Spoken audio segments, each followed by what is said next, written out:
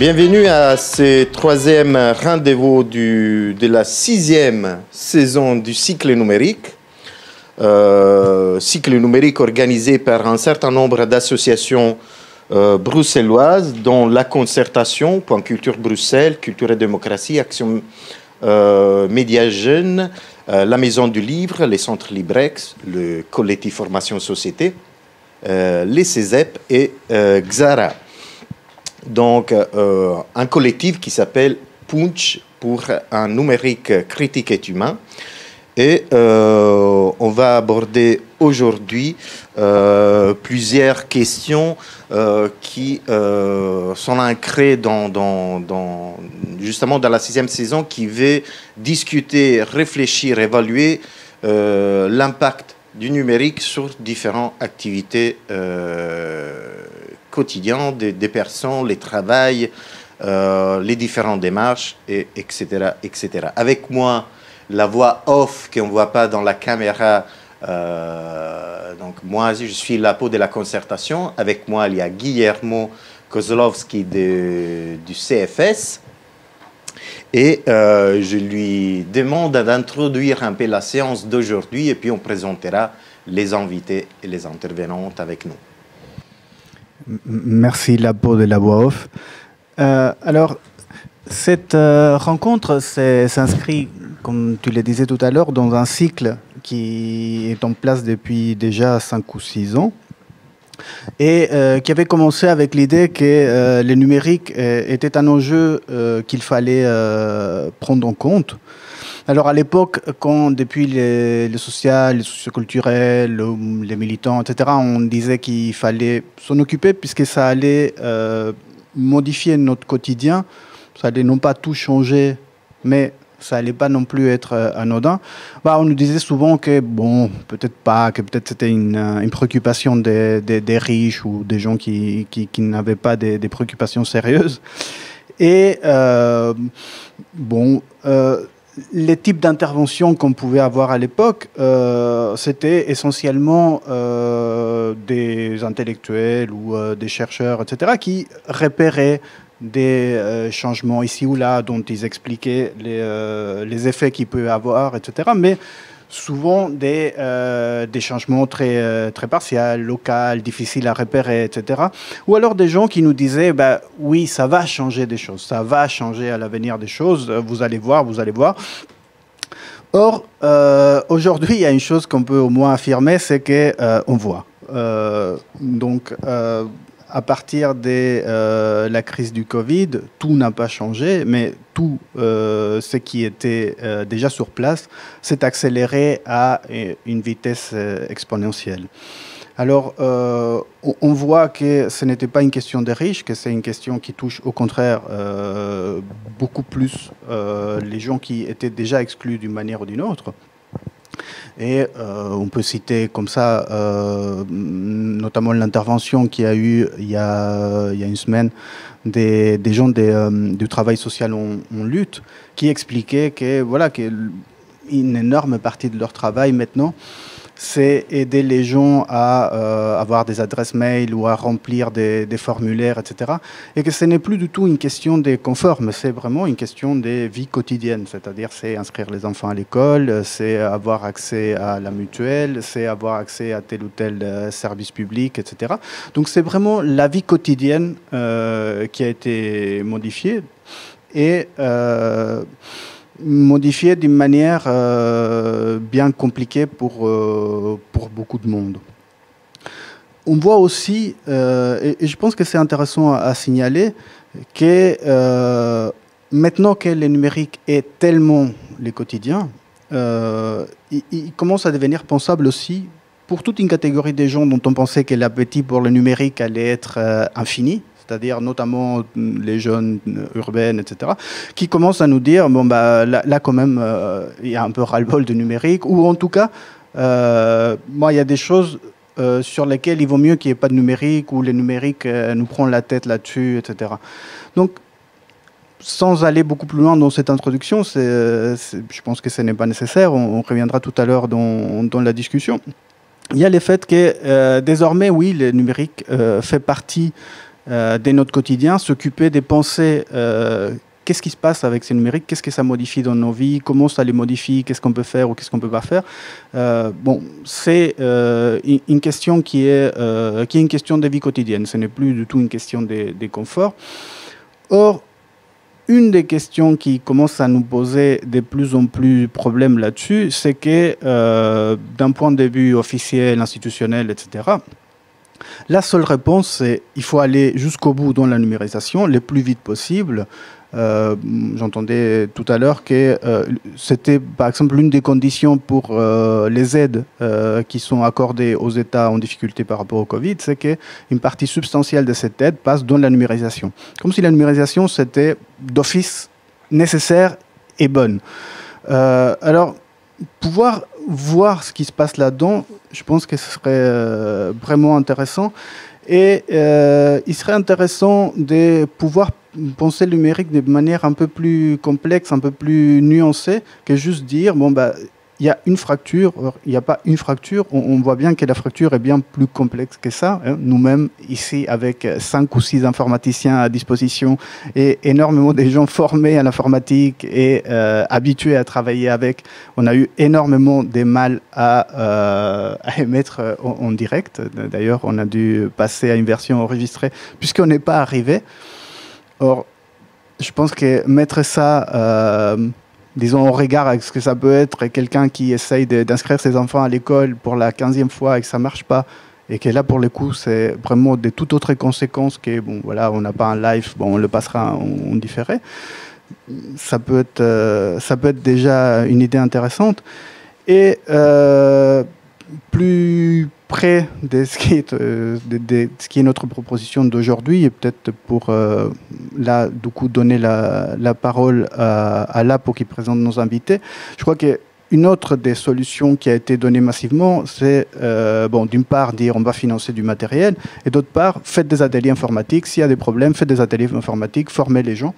Alors, peut-être qu'avant de dire que c'est la solution universelle, ce qui serait intéressant, c'est de tenter ce qu'on va faire aujourd'hui, c'est-à-dire de penser avec ceux qui, depuis 20 ans, font des ateliers informatiques, quels sont les enjeux, les manières, les limites, les manières de faire de ces ateliers-là. C'est-à-dire réfléchir à partir de l'expérience qu'on a déjà, plutôt que proposer un solutionnisme magique. Voilà, merci Guillermo. Donc, ce rendez-vous d'aujourd'hui s'appelle l'humain dans les affres du numérique. Je présente les intervenants qui sont avec nous. Lauriane Poliak, coordinatrice des activités du réseau Caban, c'est-à-dire le collectif des acteurs bruxellois de l'accessibilité numérique, un réseau qui fédère les acteurs des terrains de l'inclusion numérique et qui a développé une expertise dans la vulnérabilité numérique, les solutions pour y remédier. Nous avons avec nous Véronique Guizin, qui est formée à la photo et au journalisme, j'aime bien l'expression, tombée dans la marmite de la création des espaces publics numériques. Il a actuellement, il gère, il coordonne l'EPN de Saint-Gilles, l'atelier du web, mais a contribué à structurer ces réseaux. Et avec nous aussi, il y a François Lambert-Lamboche, qui est échevin de l'action sociale de l'emploi des seniors et des nouvelles technologies à Uccle, et qui développe la politique d'inclusion numérique à l'échelle de sa commune. Et malheureusement, à cause des couacs que l'on a eu d'un point de vue technique, on n'est pas... Renaud Ziegler, informaticien de formation depuis 20 ans dans le secteur associatif et non marchand, et qui reprend la coordination et l'animation de l'EPN du Centre culturel des Verts en septembre 2020. Malheureusement, il ne peut pas être avec nous. Mais voilà, je peux déjà lancer une première question qui, je pense, intéressera beaucoup les gens. Et je la lance en m'adressant directement à Véronique. Qu'est-ce que c'est un EPN? D'où vient l'idée et quelle est l'évolution de ces espaces publics numériques? Alors je me démasque, c'est un peu plus simple pour parler. Alors en EPN, qu'est-ce que c'est? Eh bien, c'est un espace public numérique. Hein. Donc c'est un espace dans lequel il y a du public et du numérique. Voilà, merci, au revoir. Non, pour être plus complète, en fait, c'est un espace dans lequel on intervient auprès du public qui est juste en difficulté au niveau de l'accès. C'est assez simple, ce sont des cyberespaces, je dirais, publics. Alors moi, je peux parler personnellement de mon expérience qui est liée à l'atelier du web dans lequel je travaille depuis 15 ans, qui est le deuxième EPN que j'ai co-construit, parce qu'à l'époque, j'ai travaillé aussi en 2000 dans un EPN à Anderlecht. Et donc l'idée, en fait, moi je me suis retrouvée là-dedans un peu par hasard après des études de journalisme. Et je me suis intéressée au fait que pourquoi le savoir n'était pas accessible à tous. Et donc l'idée de transmettre effectivement, d'enseigner cet outil qui était magique à l'époque, en 2000, auprès du public, qui était Internet. Waouh, grosse révolution. Qui est une révolution énorme, au niveau social surtout. Et alors, les EPN sont vraiment des outils, je dirais, ce sont presque les seuls outils efficaces au niveau de l'inclusion numérique. Quand on parle d'inclusion numérique, on parle d'office d'EPN. En tout cas, si on n'en parle pas, c'est qu'il y a un gros souci. Et moi, pour travailler dans ce domaine-là, aussi bien au niveau de la coordination d'EPN, mais aussi bien au niveau du réseau des espaces publics numériques, je constate qu'effectivement, depuis... moi, je travaille dedans donc, depuis 2000-2001. Et dans les EPN, ce qu'on en fait à l'intérieur des EPN, on ne fait pas grand-chose de différent entre 2021 et 2001. C'est-à-dire que le contenu des ateliers, de l'aide numérique que l'on apporte au public est toujours lié à ouvrir une boîte mail, créer un compte mail, envoyer une pièce jointe, comment scanner un document, comment mettre une photo sur son ordinateur, comment l'envoyer à quelqu'un. Donc ce sont vraiment des besoins de base qui, évidemment, actuellement, sont devenus très, très urgents. Enfin, ils ont toujours été dans l'urgence. On a toujours eu du public dans l'urgence, mais qui sont des besoins qui sont actuellement liés au quotidien. Donc, effectivement, ne pas savoir maintenant utiliser un ordinateur, actuellement, n'était pas la même chose de ne pas savoir utiliser un ordinateur il y a 20 ans. Mais ça reste quand même, ça a toujours été quand même considéré comme un problème de ne pas savoir le faire. C'est-à-dire que si on n'a pas effectivement d'espace public numérique suffisant sur un territoire, peu importe, je parle de Bruxelles ici parce que c'est un peu le domaine que je connais, mais j'ai vu d'autres EPN dans d'autres pays et la problématique était la même. Hein. Même en Amazonie, j'étais en Équateur, j'ai visité des EPN, le problème était le même. Donc je veux dire, c'est vraiment un souci mondial de ne pas savoir aller sur Internet, actuellement encore plus, et effectivement avoir un espace qui est proche des gens, avec des animateurs qui sont là et qui donnent de leur énergie, de leur force, de leur concentration et de leur temps pour un public qui ne sait pas. Franchement, je pense que c'est la solution par rapport au problème qui est l'inclusion numérique. Je pourrais parler des 20 ans de ma vie dans ce domaine-là. Maintenant, je pense que les EPN sont de plus en plus visibles. On y travaille avec Lauriane beaucoup sur le réseau Cabane. On est de plus en plus écouté, on est de plus en plus visible par le public. Il y a actuellement une campagne de la région qui est diffusée.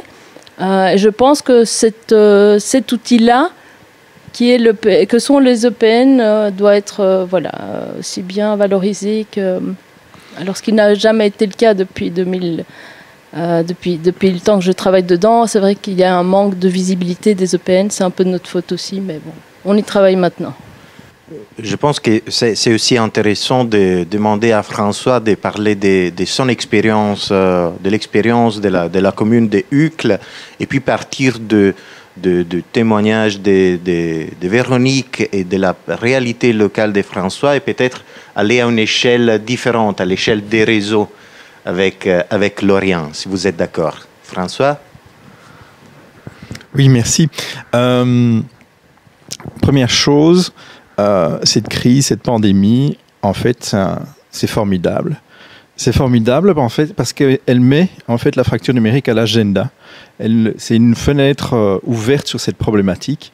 Alors, je dis c'est formidable, je suis évidemment un peu ironique en le disant, mais jamais on a autant parlé de la fracture numérique, jamais autant on ne s'est penché sur ce sujet et découvert en fait combien elle concerne énormément de gens. Alors on pensait jusqu'ici, la fracture numérique, oui, c'est certains publics précarisés, ce sont les seniors, ce sont des gens exclus. Mais en fait, il y a eu un baromètre voilà, des compétences numériques qui a été réalisé en Wallonie il y a 2-3 ans et qui a révélé qu'en fait, évidemment, des franges importantes de la population, certes, ont accès aux technologies, certes, utilisent un ordinateur au quotidien, mais ne maîtrisent pas des compétences un peu plus avancées. Et donc, en fait, on s'aperçoit aujourd'hui, alors effectivement, on peut remonter aux années 2000, au moment, en fait, effectivement, l'informatique a commencé à se diffuser largement, et notamment plus tard par le biais des smartphones. On s'aperçoit qu'effectivement, on n'a pas suivi.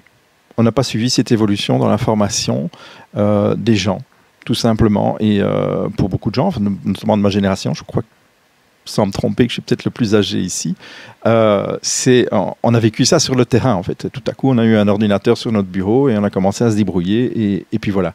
Mais ça ne suffit pas. On ne peut pas compter comme ça sur l'auto-formation des gens, surtout, en fait, à une époque où tout s'accélère de plus en plus, où effectivement, on voit une disparition plus ou moins forcée des services de proximité. On le voit avec les banques, on le voit avec les mutuelles, on le voit avec les services publics aussi. Moi, en tant qu'échevin des nouvelles technologies, c'est un point d'attention. On ne peut pas, en fait, exclure tout le canal habituel, en fait, de contact avec l'administration, qu'est le contact, en fait, en présentiel. Et on citait effectivement le cas de jeunes qui réclament aujourd'hui de pouvoir se retrouver. Ben, effectivement, on a ce besoin. On a ce besoin d'être face à quelqu'un en direct.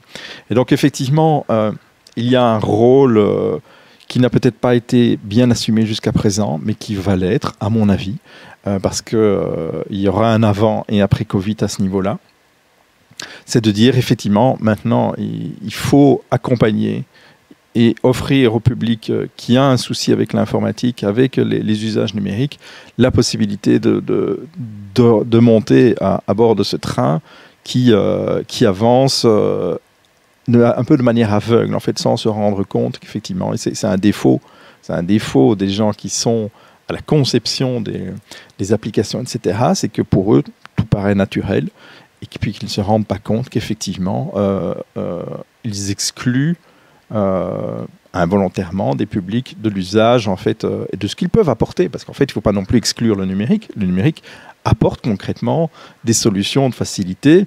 Je pense que beaucoup de gens ici ne retourneraient pas au guichet d'une banque pour retirer 50 €. C'est la même problématique, et donc on est face à des bienfaits, enfin des acquis du numérique qui effectivement participent à faciliter la vie quotidienne, mais on doit faire attention, et ce qu'on n'a pas bien fait jusqu'à présent, il faut le dire, à effectivement permettre à chacun d'accéder. C'est une question de démocratie en fait, tout simplement. C'est cet accès au numérique, qu'il soit financier ou qu'il soit surtout sur le plan des compétences. Merci. Et justement, entre la théorie et la pratique, il y a une fracture. Et une fracture qui a apparemment plusieurs définitions, plusieurs degrés. Et donc, je demande justement à Lorient de partager déjà une vision d'ensemble différents EPN et peut-être nous éclaircir par rapport à ces définitions. Et je lance une petite phrase qui nous a, pour en discuter après, qui nous a un peu intrigué et inquiété pendant nos réunions de préparation. Et c'est la phrase, je pense, dans les baromètres d'inclusion numérique publiés par la Fondation Roi Baudouin, c'est que les 32% des Belges manquent manquent des compétences numériques. Voilà. Déjà, la formulation de la phrase est particulière, mais je te donne la parole, Lauriane. Merci. Voilà, merci. Donc effectivement, on estime que 32% des Belges manquent de compétences numériques.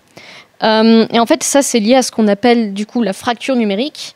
En fait, c'est un terme qui est calqué sur le terme de la fracture sociale. Sauf qu'en fait, le terme fracture numérique est de moins en moins adapté.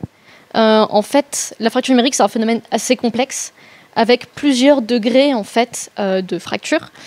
Du coup, on peut plutôt parler de vulnérabilité numérique ou d'exclusion numérique. C'est un petit peu plus approprié maintenant. Et en fait, on distingue du coup plusieurs nuances dans cette fracture numérique. Donc la première, c'est l'accès. C'est-à-dire, on parle de personnes qui n'ont absolument pas accès à Internet ou à un ordinateur. Ça, on estime que ça concerne 8% des citoyens en Belgique. Et donc, du coup, les espaces publics numériques sont des lieux privilégiés pour avoir un accès. Mais à ces 8% de personnes qui n'ont pas du tout accès à Internet et à un ordinateur, on a aussi le fameux 32% de personnes qui n'ont pas les compétences de base.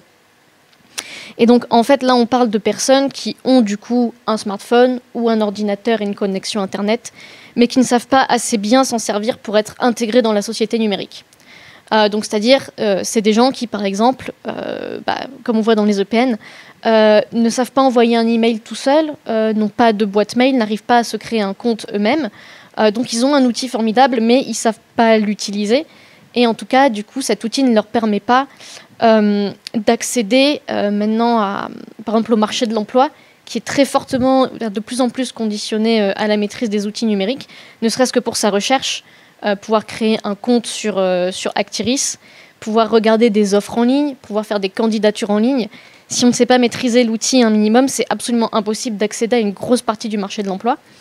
Et donc, du coup, on se retrouve avec de plus en plus de personnes qui, à divers degrés, n'arrivent pas à maîtriser l'outil, à des degrés plus ou moins sévères, à tel point que maintenant, on parle même d'un 3e degré qui, lui, concerne l'accès au droit. Donc, c'est vraiment un aspect très important. C'est-à-dire que maintenant, de plus en plus de démarches sont dématérialisées. Il faut pouvoir accéder aux services publics en ligne, ne serait-ce que par exemple pour déclarer ses impôts ou pour faire une demande d'aide au CPS. Maintenant, il faut passer de plus en plus en ligne, surtout depuis le Covid où les guichets sont fermés. Et du coup, on se retrouve avec des personnes qui maîtrisent le numérique, mais qui malheureusement ne le maîtrisent pas assez pour pouvoir accéder efficacement à ces droits. Et donc le problème tient en partie au fait que, comme le disait François, les applications et la digitalisation des services publics ont été faites par des personnes qui connaissent très bien l'informatique, qui connaissent très bien le langage administratif et pour qui c'est assez simple de remplir un formulaire. Et donc du coup, ça devient crucial de pouvoir tester en fait les applications privées, donc les services bancaires, comme les applications publiques, auprès de publics qui ont un accès au numérique, mais qui ne maîtrisent pas forcément toute la complexité du numérique pour que vraiment le plus possible de citoyens puissent y avoir accès. Et donc au niveau des structures d'aide pour les citoyens pour accéder à leurs droits et à leur accès au numérique, donc il y a les espaces publics numériques qui sont les meilleurs outils. Et donc à Bruxelles, on compte une 20aine d'espaces publics numériques, une 30aine d'espaces publics numériques. L'offre est assez diverse selon les communes. Il y a des communes qui disposent d'un EPN communal comme à Saint-Gilles ou à Uccle, et des communes où l'accès au numérique est un petit peu plus difficile. Et à Bruxelles, ce qui est très spécifique, c'est que les espaces publics numériques sont extrêmement divers, c'est-à-dire qu'on a des structures communales, et on a aussi des EPN qui sont apparus dans des ASBL, c'est-à-dire que par exemple, vous avez une ASBL qui faisait une école de devoirs et qui constatait que leurs élèves avaient besoin d'un accès au numérique pour pouvoir justement étudier correctement, pour pouvoir avoir une chance plus tard sur le marché de l'emploi. Et donc, des structures comme des écoles de devoirs ont créé des espaces publics numériques pour leurs élèves, ensuite pour les parents d'élèves, ensuite pour les habitants du quartier. Et donc, à Bruxelles, ce qui est très intéressant, c'est que les espaces publics numériques répondent vraiment à des besoins locaux qui ont émergé à partir du public. Et du coup, on a des espaces publics numériques de grande qualité au niveau de leurs relations avec leur public, parce que c'est un public qu'ils connaissent très bien depuis des années. Même quand l'EPN est nouveau, l'ASBL connaît le public depuis longtemps. Et du coup, c'est une force à Bruxelles. Merci Lauriane. Je ne sais pas si tu as des commentaires, Guillermo. Peut-être Sinon, plus une question qu'un commentaire pour essayer justement de désagréger un peu cette espèce d'énorme amalgame qu'on appelle le fracture numérique qui commence à devenir un peu contre-productif, non? Parce que ça devient simplement... oui, on oublie maintenant. Non, donc peut-être essayer de défaire un peu cette espèce de nœud monstrueux qui est l'idée des fractures numériques qui, pour finir, est juste une manière de désautoriser les gens. C'est-à-dire, voilà, vous êtes du mauvais côté de la fracture numérique, vous n'avez pas les compétences qu'il faut, donc bon, c'est votre problème. Et tu vois, quand on disait avec là pour la question de formuler en termes de qui a des manquements en termes de compétences numériques, ou il y avait un projet, je ne sais pas s'il a été adopté en Wallonie, c'est Antoinette Roubroy qui en parlait, qui était de parler des manques de maturité numérique, c'est-à-dire qui est un truc quand même relativement monstrueux, parce que c'est vous n'êtes plus un adulte si vous ne savez pas envoyer un mail. C'est pas rien en fait, hein. C'est-à-dire que revenir à l'idée que certaines personnes ne sont pas des citoyens à part entière parce que ils ont, comme par exemple maintenant on fête Napoléon, c'est exactement ce que les codes napoléoniens disaient des femmes, c'est-à-dire qu'elles étaient éternellement des enfants. Donc revenir au code napoléonien, ça fera peut-être plaisir aux présidents voisins. Ça semble un peu bizarre cette histoire des fractures numériques. Mais peut-être pour commencer à défaire un peu cette histoire-là, voir quelque chose qu'on avait déjà discuté avec Lauriane il y a quelques temps, qui est le fait que de plus en plus on mélange le fait d'avoir des compétences numériques avec des types de formulaires qui sont compliqués en eux-mêmes. Donc on va dire, oui, les gens, ils n'arrivent pas à remplir les formulaires. Mais pourquoi les gens, ils n'arrivent pas à remplir les formulaires? C'est parce que les formulaires, ils sont très compliqués. C'est-à-dire que c'était déjà le cas. Mais à partir du moment où il y a eu le télétravail avec les Covid, etc., toute une série de formulaires qui étaient remplis par des professionnels ont été mis en ligne, et on a dit aux gens, débrouillez-vous avec ça. Et là, c'est plus une question des compétences numériques. C'est pas ça. C'est que quand on est dans une situation un peu compliquée ou qu'il faut remplir, etc., c'est compliqué. Et c'est d'autant plus compliqué que pour le coup, ça agrandit la fracture sociale. Puisqu'il y a des gens qui sont dans une situation familiale très simple. C'est beaucoup plus simple parfois de remplir un formulaire pour inscrire son enfant à l'école ou pour la mutuelle, etc. Ou si on n'a pas besoin de remboursement tout de suite, c'est moins difficile. Ou si on a un emploi salarié, etc., c'est plus facile que si on est en intérim, etc. Donc ça fait que la fracture numérique, enfin, ou en tout cas la difficulté que toute une série de populations ont ça grandit avec les numériques en fait, et qu'on fait passer ça par comme si c'était un manque de compétences, et qu'en même temps on demande aux animateurs, tu disais des EPN, eux s'en occuper comme si ce n'était qu'une question technique. Oui, en effet, la digitalisation de beaucoup de services c'est un petit peu faite sans les citoyens. Les citoyens étaient un petit peu forcés, eux, de s'adapter à ce modèle, sans y être bien préparés, c'est-à-dire sans avoir la formation non seulement informatique et numérique préalable, mais surtout, il y a des formulaires administratifs qui ont un langage complexe. Du coup, ça exclut une partie de la population qui ne maîtrise pas forcément le langage administratif, qui est compliqué en lui-même. Il y a des gens qui ne sont pas assez alphabétisés ou pas du tout alphabétisés, et pour qui c'est d'autant plus difficile. Donc en fait, on cumule les difficultés, surtout lorsqu'on parle de l'accès aux services publics et privés. Ça devient très difficile pour la population. Et le résultat, c'est que les administrations sont un petit peu déchargées en fait, sur les citoyens de cette charge de travail. Maintenant, il y a moins de guichets, il y a moins de professionnels pour remplir les dossiers. Et du coup, ce qui fait aussi que ça met du travail sur la population, un travail pour lequel la population n'est pas formée, mais aussi sur les animateurs multimédia dans les EPN, à qui maintenant, et de plus en plus depuis la crise du Covid, on demande de faire des démarches administratives. Et du coup, c'est très compliqué pour des animateurs multimédia qui ont leur EPN à gérer, de devoir faire des démarches pour le public, et parfois des démarches qui touchent faire un dossier pour le CPAS, être en contact avec des données de santé des personnes, être en contact avec les données bancaires des personnes, créer un compte pour pouvoir déclarer les impôts en ligne. Mais je pense que là-dessus, je peux plutôt passer la parole à Véronique et François sur le travail des animateurs et qui sont les animateurs. Est-ce qu'eux-mêmes sont assez formés pour faire ces démarches? Donc,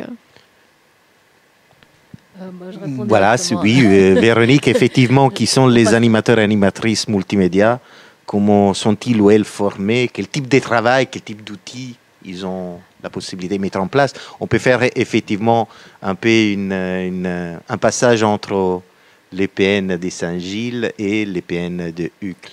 Alors, entre PN, c'est vrai, souvent, on n'a pas toujours on se connaît pas toujours non plus. Et puis, on n'a pas toujours les mêmes animateurs ou la même qualité d'animateur. Qualité, je parle de compétences aussi. Alors, bon, les animateurs multimédia sont des espèces de super-héros de l'informatique. On parle de moutons à 5 pattes.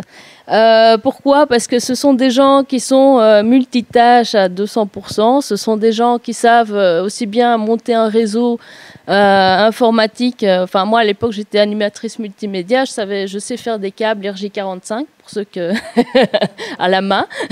Donc, en fait, on se retrouve, ce sont des gens qui ont des compétences qui partent un peu dans tous les sens, je dirais, qui soient liés au numérique. Mais d'abord, avant tout, ce sont des pédagogues. Ce sont des gens qui ont une compétence pédagogique qui fait que la personne en face d'eux est rassurée d'abord. Donc leur rôle est vraiment de rassurer les gens au début parce qu'on reçoit beaucoup de public qui est là d'abord dans l'urgence, comme je l'ai dit tout à l'heure, mais aussi qui est un public qui a très très peu confiance en soi parce que il ne sait pas le numérique. Donc voilà, je ne sais pas, je suis nulle en informatique. Je suis nulle en Internet, je suis nulle, et donc je suis nulle. Et ça, c'est le nombre de fois où on peut entendre ça dans un EPN, c'est assez choquant parfois. Donc je leur dis à chaque fois, moi, bienvenue parmi les autres nuls, parce que moi je suis nulle en cuisine, je ne sais pas, voilà, bien cuisiner, quoique ça se discute. Mais ce sont vraiment les animateurs multimédia, ce sont des gens d'abord qui alors, à l'atelier du web particulièrement, on a une équipe qui est là depuis longtemps. C'est-à-dire, je travaille avec des gens qui sont des animateurs depuis une dizaine d'années et qui ont des compétences d'infographistes à la base ou des compétences d'éducateurs ou des compétences de web designer, mais qui ont envie de donner de leur temps pour les autres. Et c'est vrai que c'est aussi la deuxième qualité, je dirais, qui est liée à la pédagogie aussi, qui est d'être un être humain par rapport à un autre être humain, et on est là pour vous aider. Et c'est quelque chose qu'on retrouve dans tous les animateurs. Alors, il faut savoir qu'à Bruxelles, et là je parle le plus au niveau bruxellois, il existe effectivement 25 animateurs mi-temps, plus ou moins, sur un territoire bruxellois de beaucoup d'habitants. Je suis nulle en chiffres. Mais on considère qu'il y a 170 000 fracturés numériques ou personnes qui ont du mal avec le numérique, et peut-être plus certainement. Et quand on calcule un peu la chose, les besoins en termes d'animateurs multimédia à Bruxelles sont en fait quadruplés. C'est-à-dire qu'on considère qu'un animateur plein temps pourrait s'occuper de 1000 personnes, par exemple. Et si on parle de 170 000 personnes. Donc, ça veut dire que le nombre d'animateurs multimédia sur le territoire bruxellois est vraiment totalement insuffisant. Ceci étant lié au fait qu'il y a actuellement, et depuis des années, peu de moyens pour engager des animateurs multimédia. Les EPN sont soit des espaces publics numériques communaux, soit des ASBL. Et maintenant, bon, c'est en discussion. On est en train d'essayer de trouver des solutions. La région nous écoute très très fort et on est dans des bonnes discussions en voie d'avoir des solutions pour pouvoir financer les animateurs multimédia. Mais c'est un métier en avenir, c'est un métier qui est très fort, très très fort sollicité depuis la crise du Covid, Mes animateurs, enfin pas les miens, mais ceux qui travaillent avec moi, sont sollicités pour faire toutes sortes de choses, mais aussi, je dirais que maintenant, on parle de monsieur, madame, tout le monde. À l'époque, quand moi je travaillais dans ce qui était inclusion numérique, on parlait de public fragilisé socialement. Maintenant, je pense qu'on parle même de classe moyenne. Donc, c'est vraiment pas lié aussi uniquement à des compétences, à une problématique sociale, enfin de financement. C'est aussi lié à un problème d'apprentissage. Et je pourrais parler des jeunes qui maintenant, effectivement, sont aussi de plus en plus fracturés numériquement. Et on ouvre la porte beaucoup aux jeunes actuellement parce qu'ils n'ont pas toutes les compétences pour utiliser un ordinateur. Souvent, ils n'ont même pas eu l'occasion dans leur vie d'utiliser un ordinateur. Une tablette, oui, un smartphone, oui, mais un ordinateur, non, parce qu'ils n'en ont pas eu, tout simplement. Voilà. Et justement, avant de passer la parole à François, j'ai une petite curiosité qui me vient à l'esprit juste maintenant. C'est quoi les parcours d'un animateur ou d'une animatrice multimédia? En général, j'imagine que c'est, comme tu as dit, c'est un métier qui est en train de se structurer, mais j'imagine qu'il y a un parcours privilégié pour y arriver. Alors, il existe un centre de formation à Bruxelles qui est CEF 2000 qui forme des animateurs multimédia. Il existe aussi des ASBL comme Fobagra et Max VZW qui sont des ASBL qui forment des animateurs multimédia qui sont au départ des articles 60 et puis deviennent animateurs multimédia, ils les mettent sur le terrain. La majorité des animateurs multimédia que je connais qui sont restés dans le métier, parce que beaucoup bougent aussi, hein, ce sont des gens qui ne restent pas plus d'1 an ou 2 ans vu qu'il n'y a pas de financement pour les payer, donc ils bougent, ou alors ils bougent d'EPN en EPN, ça aussi. Et en général, ce sont des profils, ce sont des personnes qui ont déjà travaillé avant, qui ont déjà un métier en main, qui ont déjà une expérience souvent, et qui veulent se recycler dans le temps pour les autres. Il y a un côté bénévolat derrière. Souvent, par exemple, à l'atelier du web, nous, on a formé une vingtaine de bénévoles en 15 ans d'ouverture. On a formé une vingtaine de bénévoles et ce sont tous des gens qui ont voulu donner de leur temps. Et au niveau des compétences ou des diplômes, effectivement, ils ont, je dirais, déjà une compétence solide ou un diplôme pas très élevé non plus, mais qui fait en sorte qu'ils savent travailler dans un métier et connaissent le monde du travail. Donc très bien, là, c'est vraiment des personnes qui soignent l'humain dans le numérique plutôt que soutenir la démarche numérique. Et justement... Peut-être juste, il y a une question, parce que c'est un tout petit peu lié à ça. Si tu peux aussi donner un tout petit peu, enfin, ou vous pouvez donner un tout petit peu une idée de, finalement, concrètement, à quoi ils forment. C'est-à-dire qu'est-ce qu'ils voient? Des gens qui ne savent pas envoyer des mails, qui ne savent pas aller sur les réseaux sociaux, qui ne savent pas faire des visioconférences, qui... Alors, ça va vraiment, ça dépend des EPN aussi, hein, mais à l'atelier du web, on va vraiment de niveau de base. Donc, quand je parle de niveau de base, pardon, c'est clavier, souris, et puis jusqu'à avoir un email, envoyer un email. Une fois que cette personne sait envoyer un email, je dirais qu'il peut un peu se débrouiller en informatique. Sauf que maintenant, les compétences, comme elles sont beaucoup plus larges, on transforme un peu nos modules de formation à des modules un peu plus poussés. Donc c'est le partage de dossiers, le cloud, même peut-être la modification d'images, donc tout ce qui est photo, je dirais pas Photoshop, je l'ai dit, Photoshop, InDesign, etc. Donc création graphique et parfois même web designer pour les gens qui veulent monter leur projet, parce que tu n'existes pas si tu n'as pas de page internet, bien sûr. Et donc, maintenant, effectivement, on a des compétences qui sont, mais, je dirais, de plus en plus larges. Et c'est vrai que Lauriane en a parlé. La difficulté des animateurs multimédia actuellement est aussi de devoir faire des choses qui, au départ, ne devaient pas faire avant. Et avec des publics de plus en plus larges, de plus en plus variés. On en est à devoir passer... 1 heure sur une personne qui a un problème avec son smartphone à passer avec 1 heure avec quelqu'un qui doit envoyer son dossier de candidature pour un projet ou alors pour pouvoir postuler. On parle même de faire du CV, on travaille sur tout ce qui est l'emploi, mais faire des CV avec de l'InDesign ou du Photoshop ou voilà, des outils graphiques. Donc en fait, on demande des compétences au public qui sont de plus en plus précises aussi, pointues. Mais alors, les animateurs multimédia, eux, effectivement, doivent élargir leur panel. Récemment, l'année passée, on a travaillé beaucoup sur la programmation dans les écoles.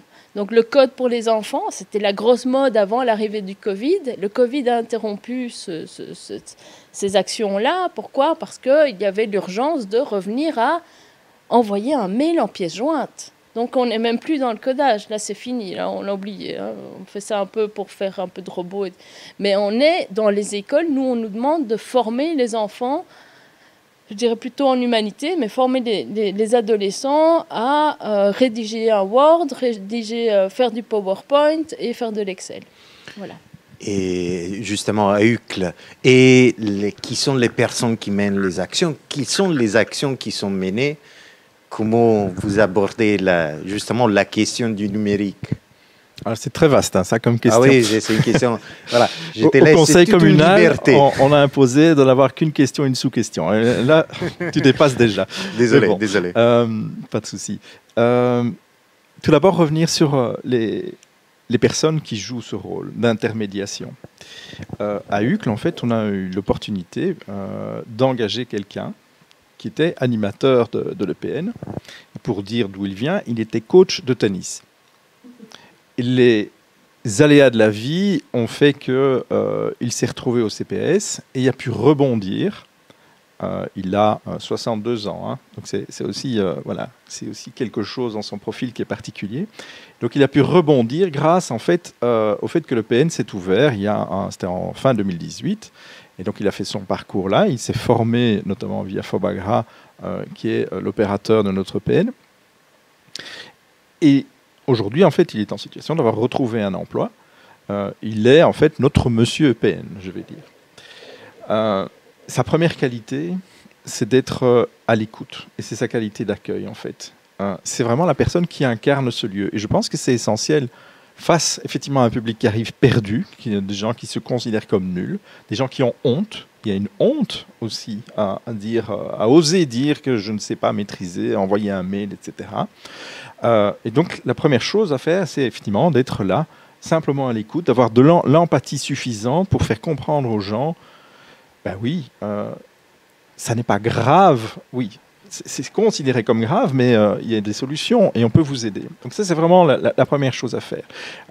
Les EPN, effectivement, traitent de multiples contextes.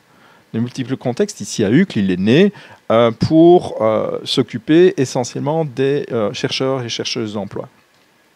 Parce que c'est un projet qui a été porté par la Maison de l'Emploi d'UCLE, et donc le focus a été mis là-dessus. Mais on s'est rendu compte, effectivement, et ça on le savait, je dirais, ça n'a pas besoin de beaucoup d'études pour savoir que effectivement, le public qui est exclu numériquement, c'est aussi les personnes âgées, c'est aussi les femmes, c'est les personnes qui ont un niveau faible de revenus, un niveau faible d'éducation, des personnes issues de l'immigration. Quand vous mixez tout ça, vous avez ou la super exclue, parce qu'effectivement, c'est plutôt les femmes que les hommes dans certains milieux qui sont exclus du numérique. Un point important pour ces personnes, et c'est vrai que ce qu'on leur demande, c'est pas simplement, je pense que moi j'ai vu l'ouverture des premiers EPN effectivement dans les années 2000. C'était des lieux où on mettait des ordinateurs, on disait qu'est-ce qu'on va en faire, faisons des formations à Word pour les retraités. On n'est vraiment plus du tout dans ce schéma-là. Et c'est vrai qu'effectivement, ne fût-ce que maîtriser clavier-souris, envoyer un mail, c'est des compétences de base. Mais on va beaucoup plus loin. On va beaucoup plus loin parce qu'en fait, on fait un rôle d'accompagnement. On fait de l'aidance numérique. Et il y a là, en fait, par rapport à ces personnels, une question fondamentale, c'est en fait leur statut. Il n'existe pas encore, à ma connaissance, en Belgique, un statut qui organise en fait cette activité et qui organise et protège en fait ces travailleurs qui ont justement accès à des données à caractère personnel, Parce qu'inévitablement, mettons-nous à la place d'une personne qui a une difficulté, ne fût-ce que faire un virement en ligne, ben, elle va demander, tiens, voilà, regarde, voilà, c'est là, voilà mon code, machin, est-ce que tu peux le faire pour moi? Et donc la personne qui doit jouer ce rôle, elle est dans une situation mais très inconfortable, dans une situation dans laquelle on ne devrait pas la mettre. C'est-à-dire d'avoir accès à des données personnelles et de savoir qu'est-ce que je fais de ça. En France, le statut des données numériques a été beaucoup étudié. Il y a des chartes qui encadrent cette activité. Je pense qu'on commence à travailler en Belgique là-dessus et c'est vraiment bienvenu. Il y a des initiatives effectivement qui essaient effectivement de cadrer ce métier qu'on découvre aujourd'hui et c'est vraiment un pas dans lequel il faut aller pour protéger à la fois la personne qui exerce ce métier et à la fois la personne qui fait appel à son aide. Donc ça, c'est vraiment un axe de travail, je pense, qui doit tous nous mobiliser. Et donc, effectivement, les situations pour lesquelles on vient dans un EPN sont extrêmement variées. Que l'on soit chercheur d'emploi ou chercheuse d'emploi, ben, c'est effectivement pouvoir faire son CV, mais faire son CV et pouvoir expliquer comment faire un bon CV, ben, c'est le rôle notamment de conseiller emploi. Pouvoir effectivement introduire une démarche d'aide sociale, c'est le rôle d'un assistant ou d'une assistante sociale. Et je pourrais multiplier les exemples. On fait jouer à ces animateurs multimédia le rôle de différentes professions simplement parce que le moyen d'accéder au service est l'ordinateur. Et donc ça, c'est vraiment c'est un nœud qu'on doit résoudre, qu'on doit dénouer pas dans les prochaines années, mais dans les prochains mois, je trouve. Mais du coup, disons la perspective, en tout cas des bouts de point de vue, la perspective des bouts de point de vue, en tout cas en tant que politique, serait plutôt de donner un statut aux gens qui travaillent dans les EPN. Ou est-ce qu'il y a d'autres solutions? Parce que, de fait, ce qui se passe mécaniquement, c'est pas tant qu'il y a une fracture numérique qui s'étend toute seule. C'est quand dans la banque, il n'y a plus des guichets ou il n'y a plus des personnels qui travaillent à la banque et qu'ils mettent en ligne les mêmes formulaires qui étaient remplis avant par des travailleurs qui étaient payés par la banque et que maintenant c'est externalisé et que c'est, disons, aux communes, à l'État, aux régions, etc., de financer des gens qui vont faire ces travaux-là quand les différents services publics vont faire la même chose, quand les différentes institutions font la même chose, etc. Et est-ce que la logique, c'est de dire, bon, bah, on va financer un groupe de gens qui ne sont pas a priori formés pour ça et qui serait compliqué de former pour ça, parce que former pour ça, c'est former pour tout. Et eux, ils vont devenir responsables de tous les accès à partout, ce qui permet, enfin, ce qui pose tous les soucis à ce niveau-là et ce qui permet à tout un tas d'autres opérateurs publics et privés de se décharger de la responsabilité de donner un accès relativement universel au public à leurs services. Question très intéressante. Je dirais tous les acteurs économiques, toutes les entreprises, les banques, mais aussi tous les secteurs publics reposent sur une compétence essentielle, enfin deux compétences, lire et écrire. C'est les écoles, en fait, qui apprennent à lire et à écrire. Et donc ça, c'est le rôle par nature, effectivement, des pouvoirs publics. C'est organisé de manière différente d'un État à l'autre, d'une communauté à l'autre, mais fondamentalement, c'est quand même une mission de service public, c'est l'enseignement. Et donc, moi, je n'ai pas de souci, en fait, à ce que, effectivement, les pouvoirs publics jouent ce rôle. Parce qu'effectivement, on ne peut pas considérer, parce qu'aussi, on est acteur de cette transformation numérique, puisque nous-mêmes, on digitalise des services, effectivement, et on rend des démarches accessibles en ligne, et donc, où on automatise aussi certaines démarches. Et donc, c'est important aussi que on rende les gens, le public, conscients du fonctionnement des technologies. Et là, on rejoint un peu la dimension, et je pense qu'on y reviendra, effectivement, du codage. Le codage informatique, c'est pas juste apprendre à faire une ligne de code, mais c'est juste apprendre comment ça fonctionne, en fait. Qu'est-ce que c'est un algorithme? Qu'est-ce que c'est un programme informatique? Qu'est-ce qui se passe quand je suis sur mon smartphone et que je suis sur Facebook, que je fais une recherche Google. En fait, qu'est-ce qu'il y a là derrière et on ne sait pas, en fait. Et donc, pour revenir effectivement, lire et écrire dans la dimension numérique, je pense que c'est la vocation naturelle et c'est important, en fait, que les pouvoirs publics s'en emparent. C'est essentiel parce que sinon, en fait, on entre dans une sorte de marchandisation de cet accès et je ne pense pas que ce soit, en tout cas, moi, c'est pas ce que je souhaite. En tout cas, au niveau politique. Je comprends si vous dites lire, écrire, et c'est un peu ce qu'on essayait de distinguer tout à l'heure entre avoir accès au numérique et remplir un formulaire très complexe d'une banque qui avant était rempli par un travailleur de la banque. Non pas parce que la question était que la personne qui s'adressait à ces travailleurs ne savait pas lire et écrire. Ça pouvait être le cas, mais ça pouvait être aussi parce que après c'est compliqué, enfin je veux dire, ou parce que quand il faut remplir un papier pour le chômage et que la situation est compliquée parce qu'on a été en intérim, en maladie, etc., ce qui est le cas justement des publics en difficulté et pas des publics qui vont mieux. Là pour le coup ce n'est plus une question d'accès des bases, là c'est remplacer des travailleurs spécialisés. Il est essentiel, effectivement, je parle ici au niveau du secteur public, des pouvoirs publics, de garder des personnes, des vraies personnes au guichet, que ces personnes puissent faire l'accueil et accompagner les personnes qui en ont besoin et qui, à la limite, que ce soit une question de compétence ou d'envie, en fait, on peut très bien dire, non, moi j'ai envie, effectivement, d'avoir quelqu'un en face de moi, à un bureau, et qui m'explique quelle est la démarche, qu'est-ce qu'on attend de moi, etc., et qu'est-ce que je vais devoir produire comme document, parce que je n'ai pas envie de le faire derrière mon ordinateur.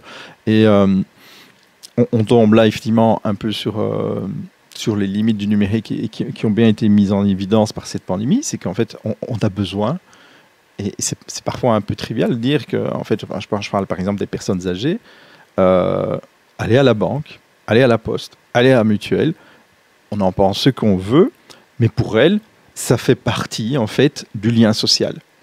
Alors, c'est un peu curieux de se dire, oui, mais le lien social, pour moi, c'est pas d'aller au guichet d'une banque. Moi, j'ai vraiment pas envie de perdre mon temps au guichet d'une banque. Mais, et je préfère trouver du lien social ailleurs, dans une association, dans un club de foot, un club de lecture, que sais-je. Mais pour certaines personnes, effectivement, le lien social se réduit à ça. Et effectivement, c'est toute la problématique de dire, il faut garder le canal humain ouvert, non pas à 100%, mais à 200%. On ne peut pas, en fait, fermer ces canaux-là. Alors moi, je parle ici comme représentant, effectivement, des autorités publiques, puisque je suis échevin dans ma commune. Je ne suis pas représentant des banques, des entreprises privées, mais je pense qu'elles sont confrontées aussi à ces difficultés. Mais voilà, elles sont dans un autre rapport au public que celui des services publics. Et bon, je veux dire, c'est peut-être effectivement, je ne travaille qu'au niveau local, mais c'est peut-être aussi, il y a des réflexions. Par exemple, ne fût-ce que sur la disponibilité des guichets de banque, la disponibilité même de guichets automatiques, c'est-à-dire de distributeurs de banque, d'avoir une certaine densité de ces réseaux, parce qu'effectivement, il y a une nécessité d'avoir des services accessibles. Alors effectivement, je pense que c'est le rôle des services publics de garder cette accessibilité aussi sur le plan humain, donc dans le contact direct. Mais justement, c'est intéressant, tu avais mentionné, François, tout à l'heure, que c'est une question de démocratie. Et en écoutant un peu parler, c'est un peu les mêmes processus que la culture en sens large a vécu dans les dernières 40 ans. On est passé par une culture élitaire, puis une démocratisation de la culture, pour aujourd'hui parler plutôt des démocraties de la culture. Et ça me semble que le numérique est en train de faire les mêmes passages, en passant du numérique pour les scientifiques et les experts vers un effort de démocratiser le numérique. Mais maintenant, c'est poser la question, comment avoir une démocratie où le numérique est intégré. Mais la différence avec d'autres moyens, mais en lien aussi avec la culture, c'est que le numérique passe aussi par des outils qui ont un coût, qui ont cher. Ça m'a frappé un peu une affirmation que tu as fait, François, pendant des réunions de préparation que les outils numériques sont un peu la bagnole des années 50. Donc, c'est des outils avec un coût et avec une capacité de se rapporter, de se relationner avec cet outil. Et voilà, c'est intéressant un peu de savoir qu'est-ce que vous en pensez de ça et quelle est un peu la réalité que vous rencontrez tous les jours. Et je passe d'abord non, j'avais fait effectivement la comparaison pour dire, j'avais dit le PC, c'est la nouvelle bagnole en fait. Notamment parce que l'informatique, je le disais tout à l'heure, c'est aussi la fracture numérique concerne par exemple plus les femmes que les hommes. On voit souvent qu'en fait, même dans des ménages très aisés, j'ai eu le cas en fait d'une personne, d'une femme qui témoignait. J'ai suivi mon mari tout au long de sa carrière à l'étranger. Il a toujours eu accès à des ordinateurs, moi jamais. Et donc maintenant à la maison, c'est lui qui fait tout. Et donc je voudrais en fait moi aussi. Et moi j'ai grandi à une époque où en fait qui conduisait la voiture, c'était papa, c'était jamais maman. Et donc ça, c'est aussi quelque chose en fait sur lequel un axe effectivement de travail, de cet accès à l'informatique, c'est évidemment une question d'émancipation en fait. C'est émancipation des femmes dans les foyers où elles sont, je veux dire, discriminées par leur mari. C'est une question d'émancipation de certains publics par rapport effectivement aux sachants, on va dire, aux personnes qui ont accès et qui maîtrisent tous ces outils. Donc c'est effectivement, c'est ça en fait. Il faut mettre tout le monde au volant de l'informatique. Maintenant, moi j'aurais plutôt tendance à dire au guidon, parce que je ne suis pas spécialement pro-voiture, plutôt pro-vélo. Mais voilà, c'est vraiment ça le combat. Merci. Lauriane, tu voulais intervenir? Oui, donc du coup sur la question du coût de l'accès et des outils, en fait, ce qui se passe depuis quelques années, c'est qu'il y a un outil qui se démocratise très fort, qui est le smartphone, qui permet du coup pour un coût en général plus faible qu'un ordinateur d'avoir accès à Internet, d'avoir des applications bancaires, etc., d'avoir les réseaux sociaux et de pouvoir naviguer sur Internet. Aujourd'hui, on constate que c'est 82% des citoyens belges qui préfèrent se connecter avec un smartphone qu'un ordinateur. Mais alors, après, on voit une discrimination en fait au niveau de cet accès entre les personnes qui ne se connectent à Internet uniquement qu'avec un smartphone et les personnes qui peuvent avoir le choix de se connecter à Internet en plus avec un ordinateur. Et du coup, en fait, là, on voit deux usages très différents. C'est-à-dire que, ok, 82% des gens se connectent quotidiennement à Internet avec un smartphone, mais quand il faudra faire une démarche complexe, seuls ceux qui ont accès à un ordinateur pourront la réaliser efficacement. Tout simplement parce que le smartphone, c'est un outil, certes, très démocratique, qui se répand, mais il ne permet pas, en fait, d'utiliser Internet et les nouvelles technologies efficacement. Avec un smartphone, vous ne pouvez pas rédiger un CV. C'est pas possible. Vous ne pouvez pas mettre en forme un document. Avec un smartphone, remplir des formulaires en ligne, c'est très difficile. Les sites ne sont pas toujours accessibles. Et le smartphone est aussi un outil qui vieillit très mal. En général, au bout d'un an, un smartphone devient lent. Les gens éprouvent des difficultés pour se connecter à Internet avec leur téléphone qui devient très lent, qui a l'espace de stockage qui se remplit.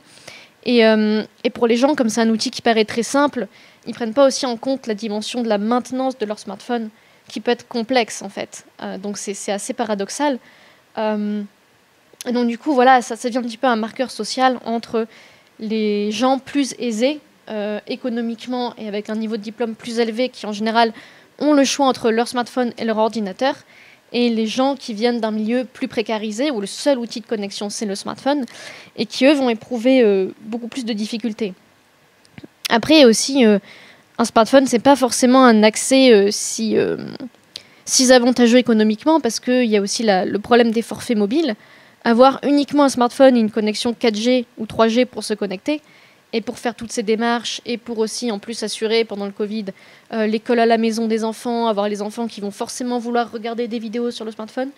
Avec ce type de forfaits qui sont plutôt des forfaits, c'est un petit peu le court terme, donc c'est un petit peu le mal des catégories les plus précarisées.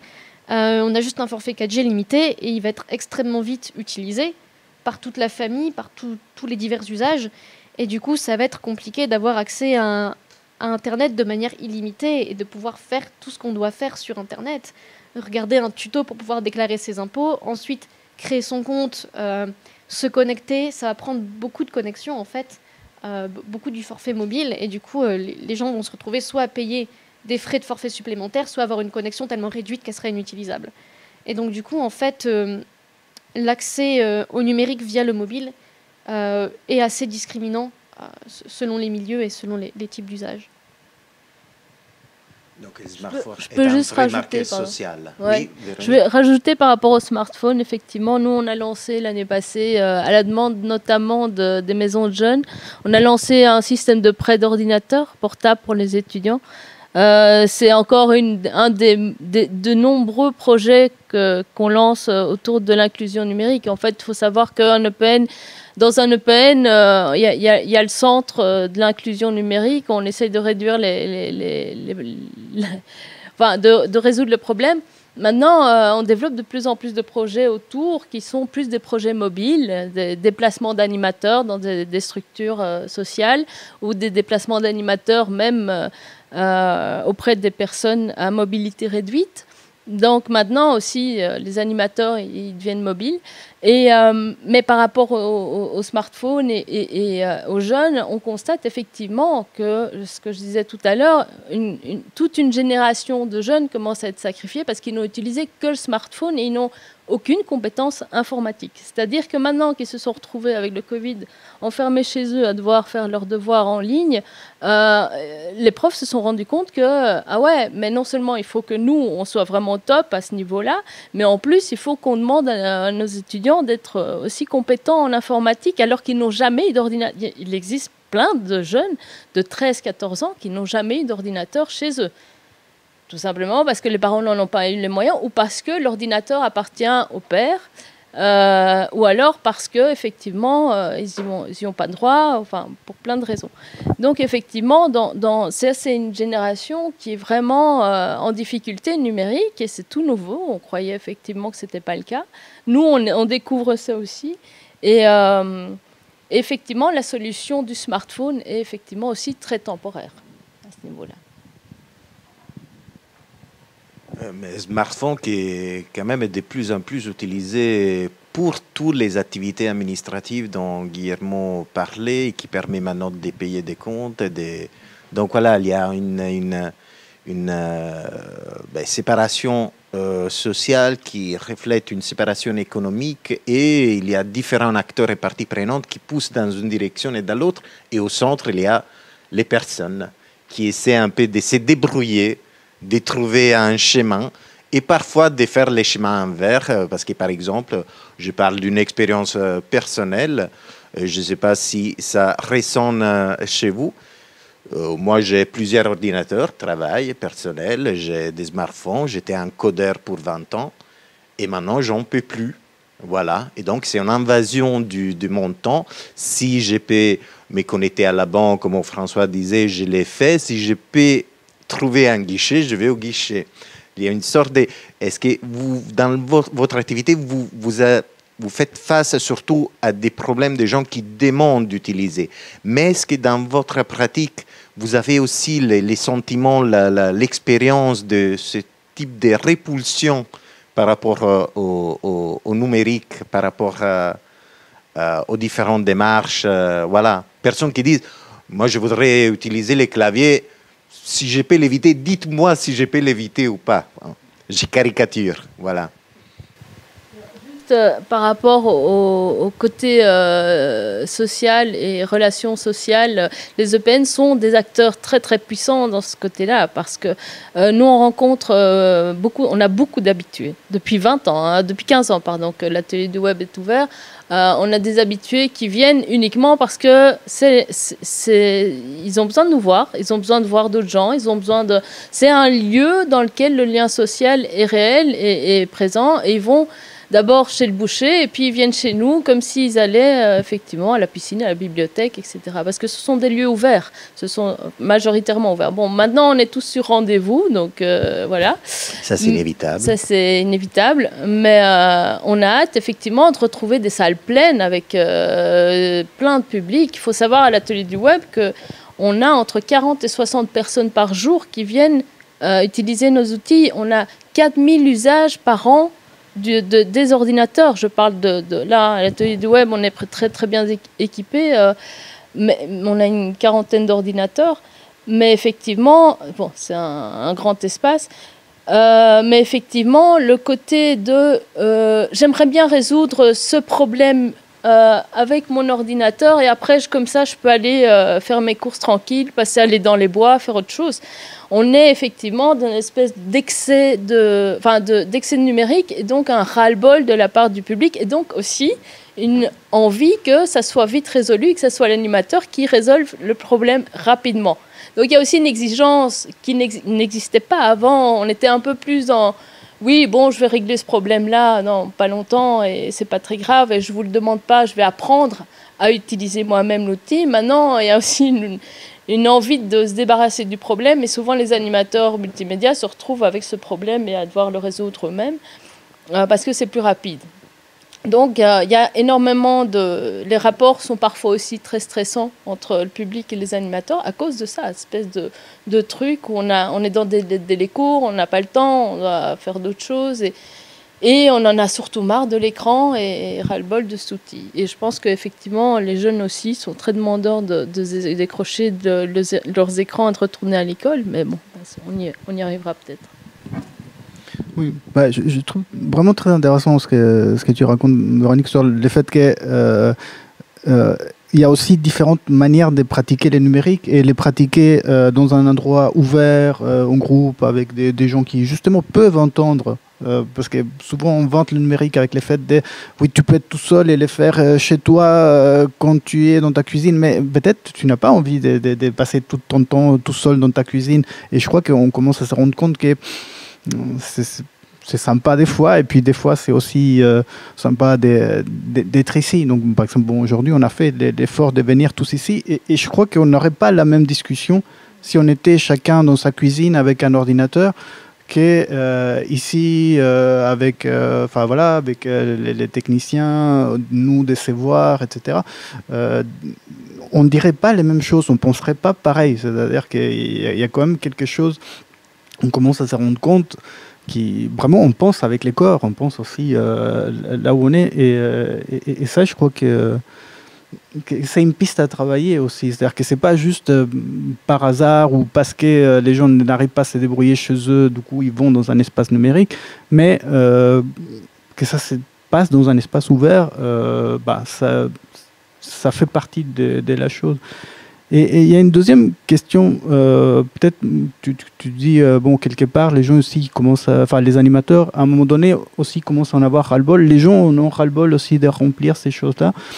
C'est quelque chose, bon, je parlais tout à l'heure des assistants sociaux, c'est une chose aussi qu'ils commencent à rencontrer, c'est-à-dire qu'ils n'en peuvent plus de ces démarches numériques infinies, de passer des plombes à envoyer des mails, à recevoir des codes de vérification, à retenter de remplir un formulaire, etc.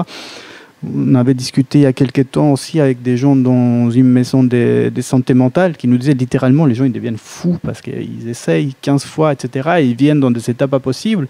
Et ce qu'on essaye, c'est de remplir avec eux tel ou tel formulaire parce que voilà, ils ne sont pas plus fous que les autres. Simplement, voilà, au lieu de la 15e fois qu'ils essayent d'encoder un truc où il n'y a personne à appeler, etc.,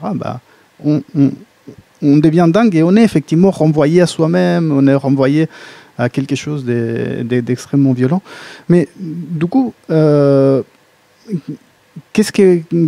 ça se passe? Qu'est-ce que vous envisagez de faire aussi avec cette nouvelle réalité? Est-ce qu'à un moment donné, par exemple, il sera question que les espaces numériques ils renvoient que bon, voilà, il y a des choses que la banque, c'est sa responsabilité de mettre un travailleur qui fasse ça, c'est son boulot, c'est pas les nôtres, que la mutuelle, c'est quand même son boulot d'avoir quelqu'un qui puisse encoder quelque chose d'extrêmement complexe, que les syndicats puissent encoder des choses complexes quand ça regarde le chômage, que je sais pas, que la SNCB est un site où on peut appeler quelqu'un et que ça coûte pas 10 € de plus, parce que c'est justement les gens qui n'ont pas ces 10 € de plus qui ont besoin d'appeler, etc. Est-ce qu'à un moment donné, il est aussi question de renvoyer ces limites que vous constatez? Alors, avant le Covid, on le faisait automatiquement. C'est-à-dire, dès qu'il s'agissait de recherche d'emploi, on l'envoyait avec la mission locale, la personne, ou chez Acteris. Dès qu'il s'agissait d'un problème de banque, effectivement, on renvoyait. Maintenant, depuis le Covid, on a limite plus le choix. C'est-à-dire qu'on doit répondre comme il y a toujours ce côté urgence qui est arrivé aussi dans ce moment particulier. Je pense que à la limite, nous-mêmes, on se dit on va s'en occuper parce que ce sera trop compliqué pour la personne d'avoir quelqu'un au téléphone, de contacter une personne, de rencontrer quelqu'un. Enfin, et donc, on s'est dit, bon, ben, on le fait nous-mêmes et c'est plus simple. Soit on est des espèces voilà. Et alors, ça nous arrive souvent d'appeler tel service, même si on travaille dans une administration communale. Parfois, nous-mêmes, on a du mal à avoir la personne qu'il faut. Et effectivement, ça aussi, c'est d'ailleurs par rapport à nouvelles compétences d'animateur, c'est de pouvoir connaître les procédures administrative de la commune. Qui contacter en cas de question juste de changement d'adresse s'ils n'arrivent pas à le faire au niveau informatique. Comment résoudre un problème de documents administratifs, de papier, par rapport à, je sais pas, à des étrangers qui sont en train de faire leur démarche. Et donc, ça aussi, ce sont des compétences. On peut pas, on le renvoie, mais le temps que nous-mêmes, on passe à trouver des solutions à la place des gens, finalement, on est aussi perdu qu'eux, en fait. Parce qu'on n'a pas un numéro vert qui répond à toutes les réponses, à toutes les questions. Donc, ça n'existe pas. Ça devrait exister avec le diplôme d'animateur multimédia. Tiens, tu as un numéro vert, tu peux contacter Dieu et il va te répondre, comme ça tu auras la solution à tout. Ça n'existe pas. Donc, nous, on n'a pas plus de compétences supplémentaires au niveau des schémas hiérarchiques des institutions. On n'a pas le contact du directeur de la banque Fortis. Hein. Je dis des marques aujourd'hui, je ne sais pas pourquoi. De la pub. Mais voilà, les animateurs n'ont pas les solutions plus que quelqu'un d'autre. Donc, ça aussi, c'est un problème aussi de rapport au reste des entreprises ou des institutions ou des services publics.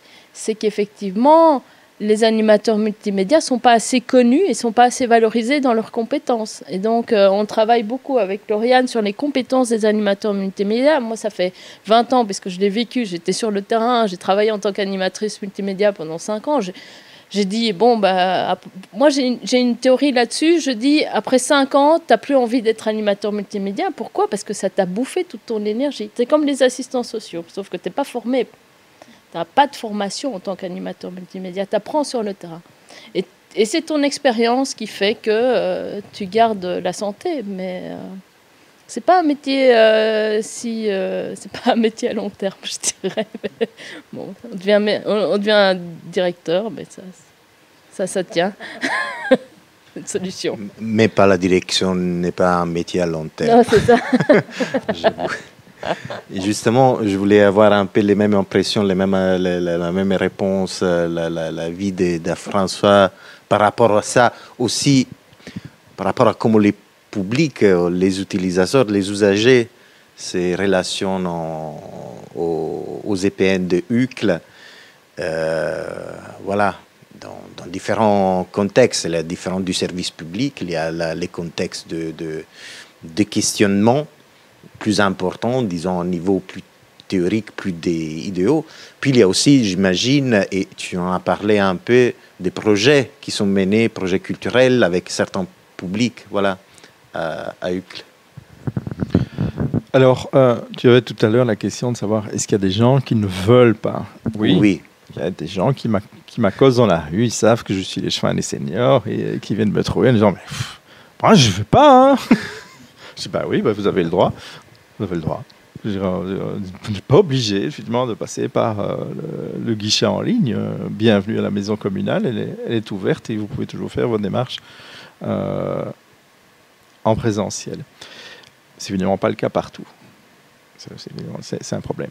Peut-être revenir aussi sur, effectivement, la complexité du métier, effectivement, d'animateur multimédia comme intermédiaire, en fait, elle n'est que le reflet de la complexité du monde dans lequel on vit.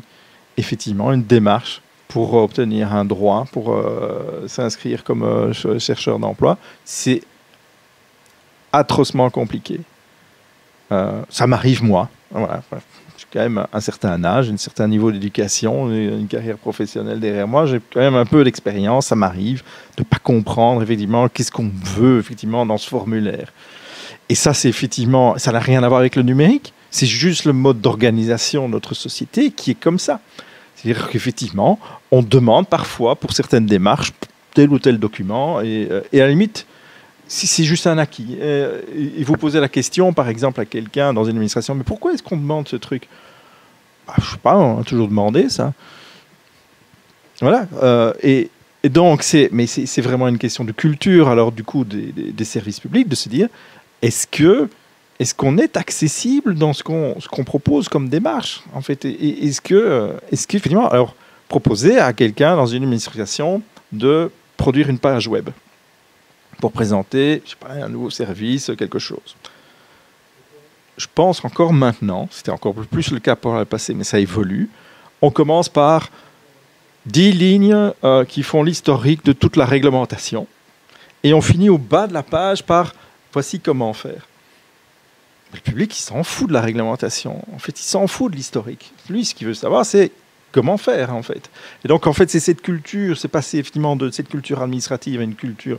Alors, ça fait très business de dire orienté vers l'utilisateur, mais c'est fondamental, en fait. Et il y a ici à Bruxelles un organisme public qui s'occupe de simplification administrative. Son rôle est essentiel. Il doit nous bousculer, nous, pouvoir public, quand on met des démarches qui sont trop compliquées en ligne, pas nécessairement en ligne aussi, hein, parce que la démarche en ligne n'est jamais que le pendant de la démarche conventionnelle. Et donc, on doit être bousculé là-dessus. On doit nous dire, mais écoutez, c'est beaucoup trop compliqué, votre bazar. Ne demandez pas tout ça, vous n'en avez pas réellement besoin. Et donc ça, c'est un devoir. C'est une culture, mais c'est pas évident. C'est pas évident parce qu'en fait, c'est déjà en soi une démarche assez spécialisée d'ergonomie, en fait, de dire, bah oui, je conçois un nouveau service, une nouvelle prime, comment est-ce que je la conçois ? Ah, mettons plein de critères, des trucs, des machins, et on arrive avec effectivement une procédure qui est trop compliquée. Ça, c'est une chose. Alors, qu'est-ce qu'on fait, nous, effectivement, comme pouvoir public à UCLE en matière effectivement d'inclusion numérique, c'est effectivement de partir du noyau qu'on a et de cet outil qu'on a qui est l'EPN. Et c'est formidable qu'il soit là. Moi, j'ai aucun mérite. Il s'est ouvert juste quand je suis arrivé en fonction.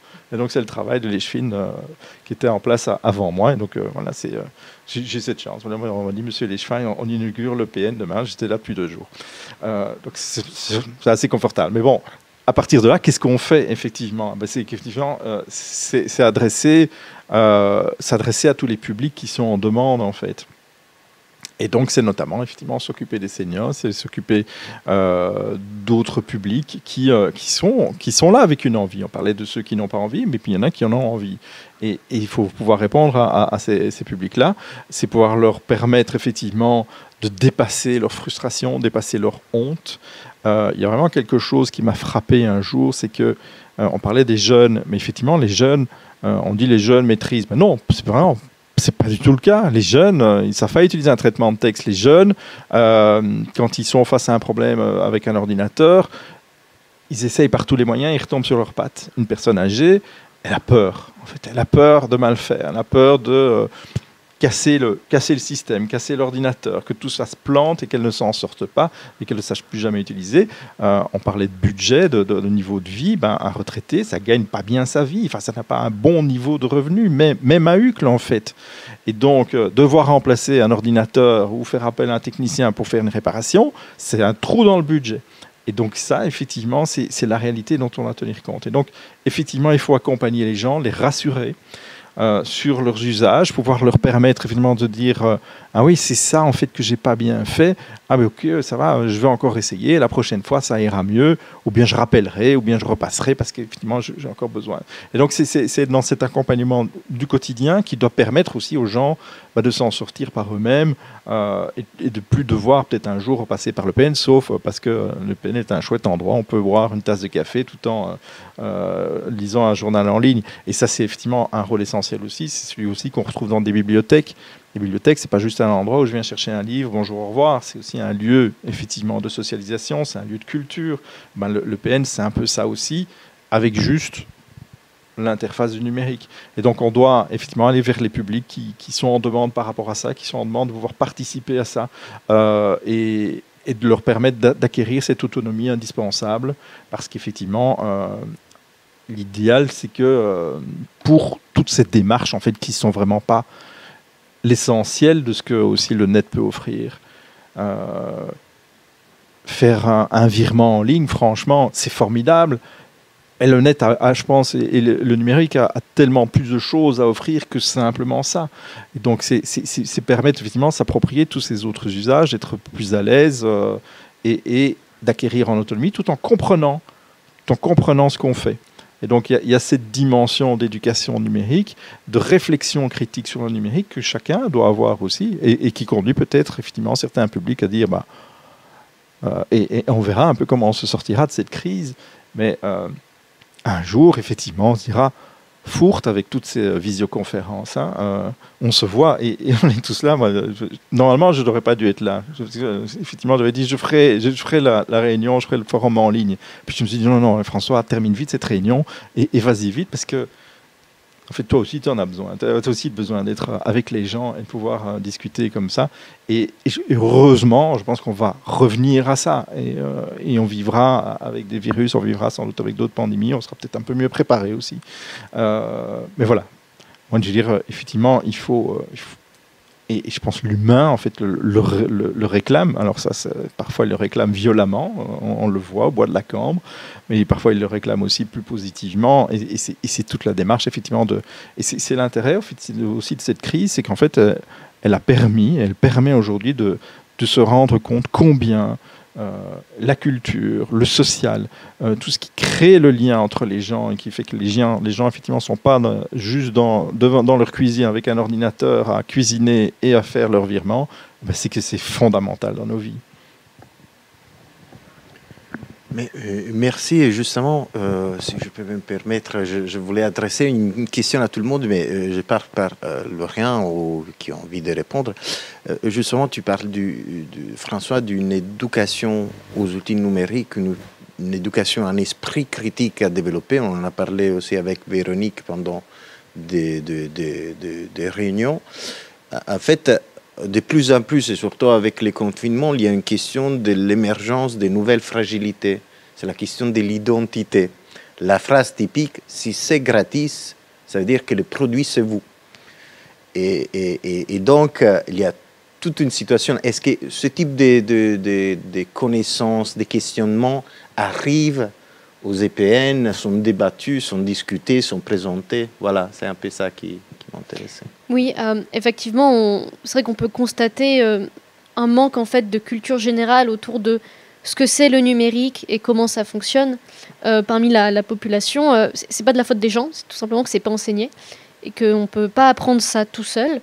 On a besoin d'avoir des pédagogues comme on en a en EPN.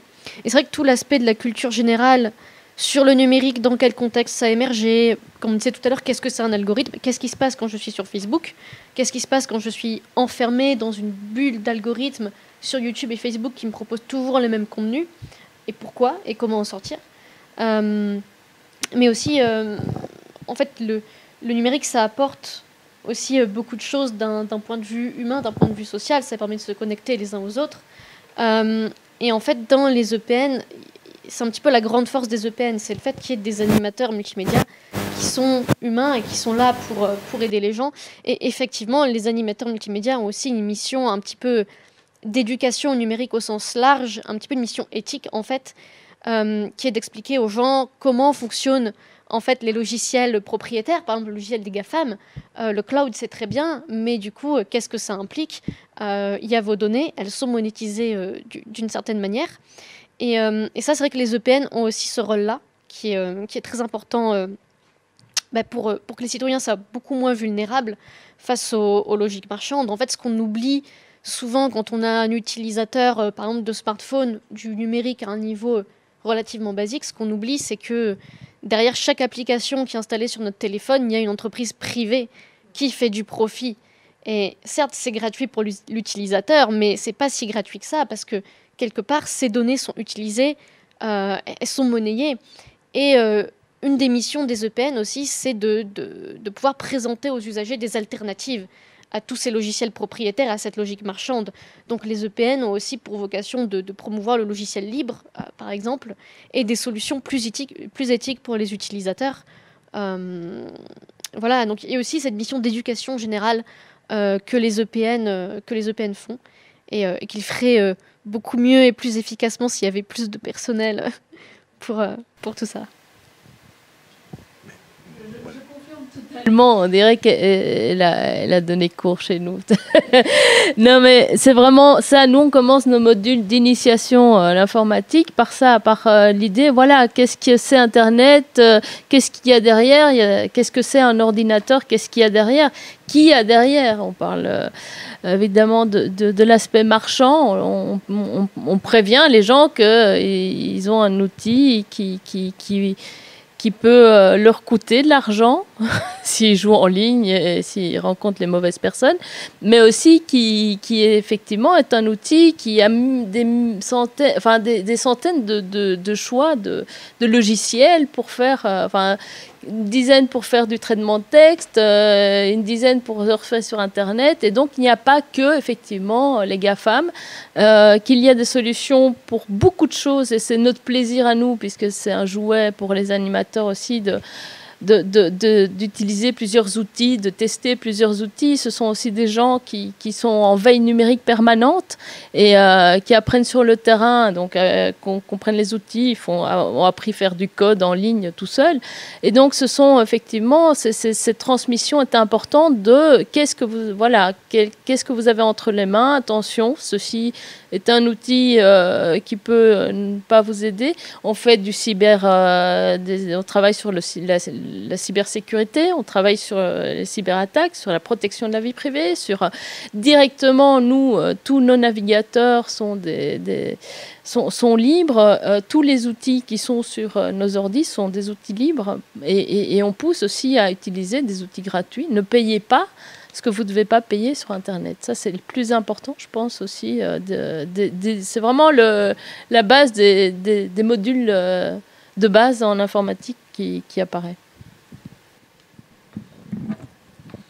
Non, peut-être rebondir aussi avec peut-être mes préoccupations à moi, ou nos préoccupations à nous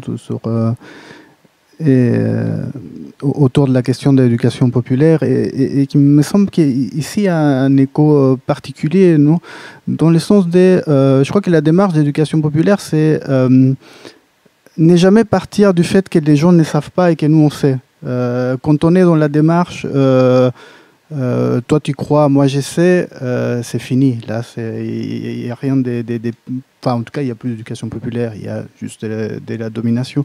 Et je pense que dans ce que vous dites, il y a en tout cas moyen d'arriver à une démarche où l'espace public numérique n'est pas un endroit où il y a des gens qui ne savent pas, qui sont en manque, qui, selon certains textes, manquent même des maturités, alors que ça, souvent ce sera des adultes, mais des gens qui arrivent avec ce qu'ils savent aussi sur les mondes dans lesquels ils vivent, qui savent aussi sur ce à quoi ils sont confrontés.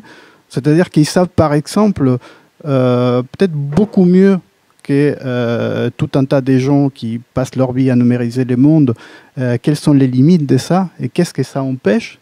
Peut-être qu'il le disait aussi il y a quelques temps, non, quand on dit les liens sociaux, oui, ça a l'air rigolo, etc.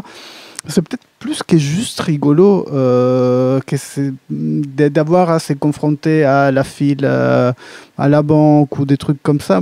Donc c'est pas non plus que j'y tiens des masses, mais peut-être que des gens, qu'il y ait des espaces où on puisse discuter, ou quand quelqu'un vient et dit non, là on a numérisé un truc et on est en train de perdre quelque chose et vous voyez pas ce qu'on est en train de perdre, parce que la manière marketing dont on présente les nouvelles technologies, c'est toujours un plus, c'est toujours un mieux, c'est toujours une capacité en plus, et pouvoir avoir des espaces où on se rend compte que non, là on perd quelque chose, et au moins se rendre compte qu'est-ce qu'on est en train de sacrifier dans cette histoire-là, mais semble vraiment essentiel. Et je crois que si ces espaces numériques peuvent être un lieu des pensées de ça, justement des pensées numériques, pas des diffusions de numérique, mais des pensées des qu'est-ce qui fait cette numérisation, ça peut vraiment être des lieux essentiels à l'avenir.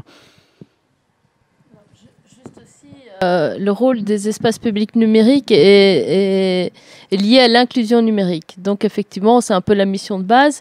Maintenant, dans l'urgence, on résout ce problème. Mais effectivement, quand on est dans une période un peu plus calme, où l'urgence est moins forte, on arrive à développer des ateliers, plus d'éducation générale sur le numérique. On arrive à développer des débats, enfin des rencontres autour du numérique. Ça, c'est un peu, je dirais, le must de l'EPN, et en faire un lieu aussi de réflexion, de ressources, même de création de contenu. C'est notre dada, on est fan de ça. Tous les animateurs me disent « Ouais, maintenant, qu'est-ce que je peux faire comme atelier de création de contenu avec un public spécifique ?» Que ce soit des mamans de quartier qui peuvent raconter leur vie, qui peuvent créer un blog, etc. Mais on pouvait faire ça en 2008, en 2010. Maintenant, on ne peut plus le faire parce que notre mission est revenue à une mission d'urgence. Donc, on espère pouvoir continuer ce genre de projet un peu plus... qui prennent plus de temps, en fait. On est dans le timing, justement. Voilà, je vais m'arrêter là. La voix off des labos qui maintenant fait des messages numériques informatisés off. Voilà, on dévoile les mystères. Je voulais simplement dire qu'on a encore une dizaine de minutes. Ah, Voilà. Et à la fin, vous verrez labo. Ceux qui sont restés, non, j'aime bien ceux qui sont restés, ils verront qu'elle te dit là. J'aime bien les mystères du numérique, et de baisser la tonalité de ma voix, et donner un peu des charmes. L'image, non, même pas. Mais par rapport à toute la discussion qu'on a eue, les différents sujets, et François aussi a dit quelques mots par rapport à ma prochaine petite question, c'est une curiosité, parce que en tant qu'opérateur culturel, moi et mes partenaires, en entrant, évidemment, on a vécu les confinements, les restrictions sanitaires. On est en train de vivre une possible déconfinement, surtout les milieux culturels, les secteurs culturels est en train vraiment de se mobiliser par rapport à ça. Mais il y a une situation encore incertaine. Est-ce qu'on a une vision de comment le numérique, de comment la situation va évoluer, mais de comment aussi la fracture numérique va évoluer, c'est-à-dire on est en train de se préparer à intégrer de plus en plus le numérique, ou comme François, par exemple, souhaitait avant, disait, on revient à rencontrer les gens. J'espère que demain, peut-être, voilà, cette réunion d'aujourd'hui, on va l'organiser pas seulement avec les intervenants, sans couac technique, et avec du public en présentiel, où on doit s'adapter.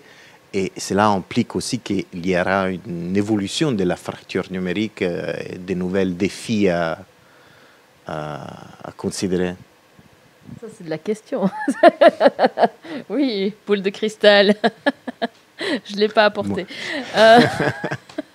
Zut. Non, mais de nouveau, on n'a pas beaucoup de réponses par rapport à ça. Mais je pense que, en tout cas, ce que cette période Covid, comme on l'appelle, nous a apporté aux EPN, c'est effectivement une visibilité finalement, comme disait François au début. C'est vrai que nous, on était un peu dans l'ombre. Et par rapport aux usages, je pense, pour répondre vraiment à ta question, je pense que par rapport aux usages numériques dans la société, certains usages numériques vont rester. Donc effectivement, les besoins vont continuer à se développer aussi au niveau des besoins de compétences numériques.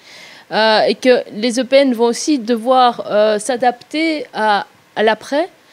Au niveau des compétences des animateurs. Moi, je suis souvent en discussion, en brainstorming avec les animateurs de, oui, qu'est-ce qu'on doit encore développer comme atelier? Là, on a développé un atelier de télétravail, par exemple, une formation en télétravail, ça marche très bien, mais on sait que ça ne va pas durer. Est-ce qu'on va la garder par après? Ou est-ce qu'on va passer à autre chose? Est-ce qu'on doit développer plus de la création de contenu? Est-ce qu'on doit... Donc, on a en fait... L'animateur multimédia est un métier aussi qui permet d'évoluer en permanence. On ne fait jamais la même chose. On n'est jamais dans le quotidien, enfin dans l'habituel. On change tout le temps de public, on change tout le temps d'atelier, on change tout le temps de contenu. Donc c'est hyper riche au niveau, c'est un laboratoire de contenu. Et je pense que oui, c'est peut-être une fenêtre qui nous est accordée avec le Covid, mais je pense que les usages vont continuer. J'ai toujours dit, moi j'étais engagée en 2006 par la commune de Saint-Gilles pour faire ce projet 6, c'était un budget européen, donc gros budget, donc il y avait des financements à cette époque-là qui étaient donnés pour l'inclusion numérique par l'Europe pendant de 2000 à 2006, il y a eu aussi beaucoup de financements, donc quelques EPN ont ouvert leurs portes, c'était vraiment un boom des EPN. Et ces EPN sont morts, je dirais, ou on continue à vivoter péniblement jusqu'à maintenant, enfin jusqu'à, je dirais, 2018. Et effectivement, on m'a toujours dit, oui, mais bon, l'inclusion numérique, c'est un truc passager. On va te faire un contrat de 2 ans parce qu'on n'a pas le budget après. Et après, en 2008... On parlait de ça 2006, 2008, il y en a qui n'étaient pas nés. Eh bien, voilà, il n'y aura plus de fracture numérique, ce ne sera plus un problème. Voilà, ta réponse, elle est là. C'est que dans 10 ans, je pense que je serai toujours là, dans un EPN, et je pense qu'il y aura toujours besoin d'un EPN. Pourquoi? Parce que effectivement, ça peut être aussi des outils de développement. Si on a un peu d'imagination et qu'on la met dedans, je veux dire, ça peut être des outils. On parlait d'hackathon. En France, je pense qu'ils sont vraiment plus loin que nous à ce niveau-là. Enfin, ils étaient. Je crois qu'ils sont même revenus au même stade que nous, mais au niveau de développement des outils, de l'outil EPN, il y a moyen de faire plein de choses, sans remplacer un centre culturel, sans devenir un espace ou une bibliothèque. Mais il y a du boulot d'avenir là-dedans, moi j'y crois. Tout à fait. Voilà. Je ne sais pas si François et Laurent voulaient aussi commenter. Juste rajouter quelques mots, oui, effectivement, et revenir à ta définition de l'EPN au départ, espace public numérique. Et donc, effectivement, j'ai longtemps travaillé dans une autre vie, avant de devenir échevin, dans un organisme public qui équipait les EPN. Mais en fait, notre mission, c'était juste de mettre des ordinateurs. La mission de la commune, c'était on trouve un lieu. Et puis, en fait, l'essentiel, effectivement, c'est d'en faire un lieu de rencontre. Et effectivement, ces personnes qui sont des animateurs. Et les animateurs, ils trouveront toujours des idées d'animation. Et il y aura toujours un besoin. Effectivement, la fracture numérique, elle va continuer d'exister. Je suis persuadé que moi, échevin des nouvelles technologies dans la commune d'Uccle, dans 20 ans, quand je serai retraité, je serai retraité avant, à un moment donné, je vais être largué par rapport à quelque chose, en fait. Et je serai content, effectivement, de pouvoir trouver de l'aide, de pouvoir en parler. Juste pour peut-être pouvoir en parler, en fait. Parce que je ne vais peut-être pas nécessairement compter sur mes enfants ou petits-enfants, si un jour j'en ai. Mais voilà. Parce qu'aussi, j'aurais besoin de trouver quelqu'un de spécialisé pour m'en parler. Et pas... Moi, c'est quelque chose que des seniors, des dames seniors m'ont dit dans certains ateliers. Elles étaient là, elles échangeaient, elles avaient tout un smartphone. Elles disaient, moi, j'en ai marre de mes petits-enfants. Hein. Ils viennent tout changer dans mon smartphone, je ne retrouve jamais rien. Donc il ne faut pas compter sur les jeunes pour expliquer aux plus âgés comment ça fonctionne, parce qu'en fait, les logiques de réflexion sont pas les mêmes. Et de toute façon, les jeunes, comme on l'a dit, ne comprennent pas en fait ce qu'ils font. Et donc il faut des gens dont c'est le métier et qui vont continuer à réfléchir, à brainstormer sur qu'est-ce qu'on fait en fait pour mettre de l'humain. Et c'était le thème de notre discussion. Hein, qu'est-ce qu'on fait pour ramener de l'humain dans le numérique? Et l'humain, en fait, c'est quelqu'un qui est un être social, c'est un être qui réfléchit au monde dans lequel il évolue, et qui a envie d'en être. Et donc, on doit faire cet accompagnement. Et heureusement, on a encore beaucoup de boulot en fait à faire et à faire dans cette direction-là. Le numérique, c'est jamais qu'un outil, comme le livre est un outil. Et voyez, comme dans les bibliothèques, on travaille sur la diffusion de l'outil, sur la compréhension de l'outil. On parlait d'éducation numérique, ben oui, comprendre aussi la télévision. Moi, je me souviens, quand j'étais jeune, c'était la télévision qu'on essayait de comprendre ce que c'était. L'éducation, qu'est-ce que c'est un JT, comment ça fonctionne. Pareil, un journal imprimé, comment ça fonctionne, qui est derrière, quelles sont les puissances économiques derrière, comment est-ce qu'une information vient dans le journal et où n'y est pas, etc. Eh bien, on sera dans les mêmes réflexions, et on est dans les mêmes réflexions, et je pense que dans 20 ans, effectivement, on sera toujours là, parce qu'il y aura toujours un besoin de décortiquer le monde dans lequel on vit et d'en faire partie. Merci. Lauriane, un tout dernier mot par rapport à ça. Oui, mes collègues ont tout dit, mais juste, en fait, les espaces publics numériques, c'est vraiment des acteurs en fait d'avenir, et c'est un petit peu vraiment les meilleurs acteurs pour pouvoir se charger de cette mission, parce qu'on l'a vu, c'est très complexe. C'est pas seulement les démarches administratives, c'est aussi toute la culture autour du numérique et surtout le lien social. Et les espaces publics numériques répondent à ce besoin et répondent en fait à toutes les problématiques, et surtout ils savent s'adapter. Et donc à Bruxelles, les EPN sont très méritants. Ils font vraiment un énorme travail, parfois avec des budgets très serrés. Et les animateurs multimédia arrivent à s'adapter et arrivent toujours à répondre aux attentes du public, quel que soit leur statut, qu'ils soient bénévoles, que ce soit des mi-temps, qu'ils soient en temps plein. Ils arrivent à remplir ces missions et ils ont vraiment beaucoup de mérite. Et c'est vraiment un métier sur lequel il faut travailler et qu'il faut pouvoir pérenniser. Mais merci. Je remercie Lauriane Pauliac, je remercie Véronique Guizen, François Lambert Rambosch.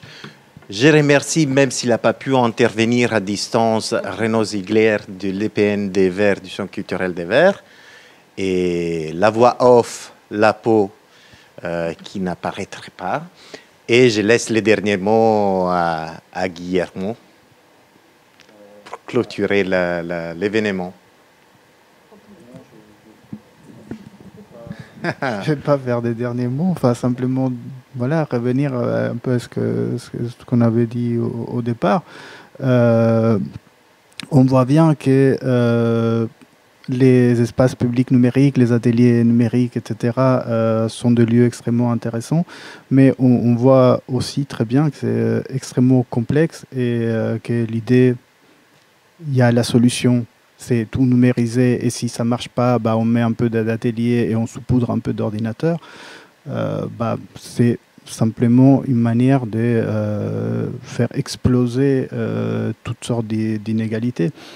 Donc, je pense que la numérisation telle qu'elle va avancer, puisqu'elle de fait va avancer, il faudrait tout de même qu'on puisse la penser à partir de toutes ces problématiques-ci et des autres problématiques qu'on développe depuis quelques temps ici. Et je pense que ça devient de plus en plus important. Tu parlais tout à l'heure de l'écriture. La séance précédente, justement, c'était une spécialiste de l'écriture qui expliquait qu'est-ce que ça avait changé, l'apparition de l'écriture, l'apparition ensuite de l'imprimerie, etc. Et comment ça avait modifié le monde, sauf que ça l'avait modifié sur des milliers d'années. Là, cette fois-ci, on n'a pas eu les milliers d'années d'assimilation. Et il faudrait voir comment on peut introduire de la pensée, comment on peut introduire des prises dans tout ça, et comment on peut un peu stopper les délires solutionnistes. Voilà, merci.